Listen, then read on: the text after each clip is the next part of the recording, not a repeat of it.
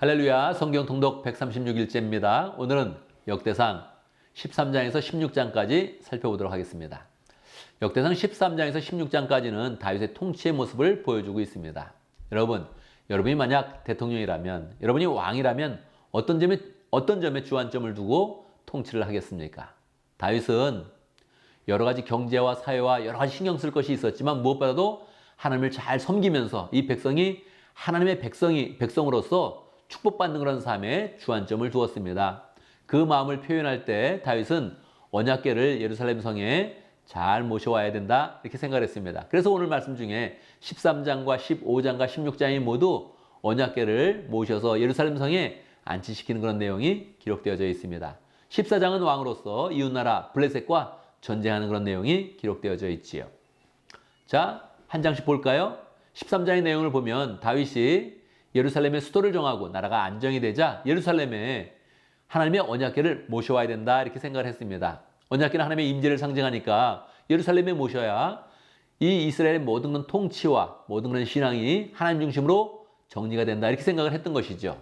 좋은 뜻이었는데 언약궤를 이렇게 모셔올 때 문제가 생겼습니다. 언약궤는 현재 기랏 여아림 아비나답의 그런 집에 있었습니다. 원래 사무엘이 어렸을 때 당시 엘리 제사장이 사사로서 이스라엘을 이끌고 있었는데 블레셋과 전쟁을 할 때 이 언약궤의 힘으로 이기려고 언약궤를 전쟁터로 가지고 갔습니다. 그런데 그들의 신앙이 아주 온전하지 못했으니까 뭐 전쟁도 지고 언약궤도 그냥 빼앗기게 된 것입니다. 하나님의 임재를 상징하는 언약궤가 블레셋을 갔을 때 어떤 일이 일어났겠습니까? 하나님께서 스스로 블레셋 사람들을 벌내시고 징벌하셔서 블레셋 사람들이 고스란히 언약궤를 다시 이스라엘로 돌려보냈던 것입니다. 그때 기랏 여아림 아비나답의 그런 집에 언약궤를 이제 안치시켰던 것이지요. 그 이후로 계속적으로 지금 언약궤는 기랏 여아림 아비나답의 그런 집에 있었던 것입니다. 다윗은 이제 나라의 그런 가장 중요한 일로서 항상 언약궤를 중심으로 통치하고 언약궤를 모셔야 된다 이런 마음으로 지금 언약궤를 모셔오려고 했던 것입니다. 그런데 언약궤는 항상 레위 사람들이 그것을 매게 되어 있습니다. 그런데 다윗은 이때 그 준비를 조금 더 소홀히 해가지고 언약궤를 수레에 실어서 나르려고 했던 것입니다. 근데 수레를 끌던 그런 소가 깜짝 놀라가지고 갑자기 뛰게 되었고 이 언약궤가 수레에서 떨어질 지경에 이르렀습니다. 언약궤 옆에 있었던 그런 우사라는 그런 사람이 그것을 붙잡았죠. 그런데 언약궤는 하나님의 임재를 상징하는 것인데 사람이 하나님을 만진 것과 같은 그런 행위인 것입니다. 그래서 하나님이 우사를 공격하여서 우사가 죽게 되었습니다. 그래서 다윗은 깜짝 놀라서 그 지역을 베레스 우사다 이렇게 이름을 지었습니다. 베레스 우사라는 것은 하나님이 공격하였다 그런 뜻입니다.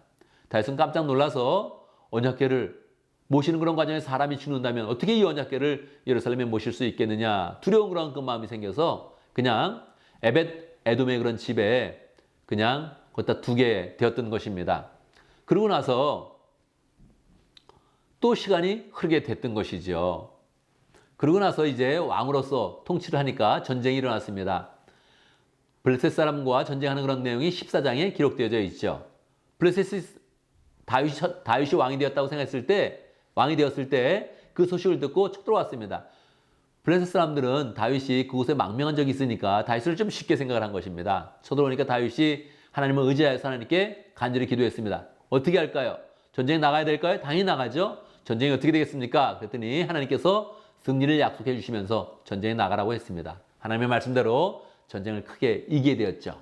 또 시간이 흘러서 블레셋이 한 번 더 쳐들어온 것입니다. 또 다윗은 간절히 하나님께 의지해서 기도했습니다. 그랬더니 이번엔 하나님께서 아예 작전을 짜주시는 것입니다.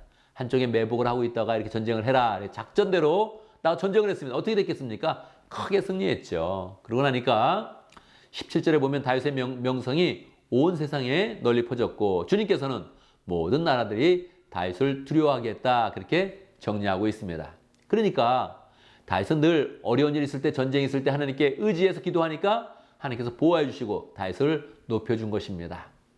15장에서 다윗은 다시 언약궤를 모실 그런 준비를 합니다. 이제 하나님께 나를 지켜주셨고 정말 하나님을 믿는 것이 가장 복된 길이다 이것을 확신하니까 언약궤를 다시 모셔야겠다고 생각을 했죠. 이때 다윗은 제사장들에게 이야기를 합니다.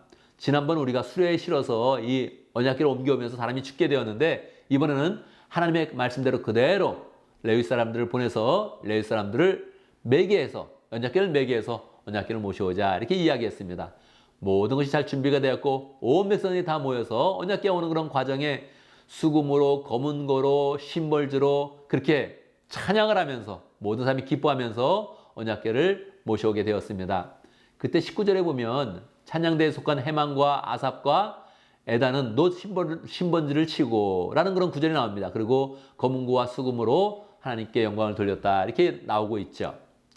여기서 아삽이란 그런 사람은 시편의 찬양대장으로서 여러 편의 그런 시를 쓴 것을 우리가 기억을 하죠. 이 19절에 보면 주님의 언약궤가 예루살렘으로 돌아올 때 다윗은 기뻐하면서 그냥 옷이 벗겨질 정도로 열심으로 춤을 추는 그런 그 모습이 기록되어져 있습니다.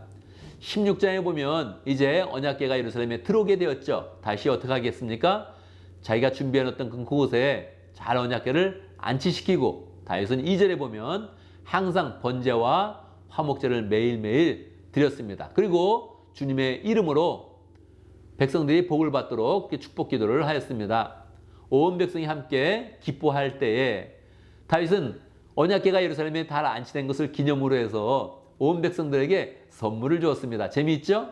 3절의 내용에 보면 다윗이 준 그런 그 선물의 그런 그 내용이 나오는데 빵과 고기 한 점과 건포도 또 한 개씩을 다 한 상자씩을 백성들에게 그렇게 나누어 주었습니다. 그리고 다윗은 레위 사람을 임명해서 항상 언약궤를 잘 관리하고 제사를 드리고 거기서 항상 찬양이 끊어지지 않도록 그렇게 인도했습니다. 그래서 8절에 보면 언약궤를 안치시킨 후에 다윗이 기뻐하면서 불렀던 그런 찬양의 내용이 길게 기록되어져 있습니다.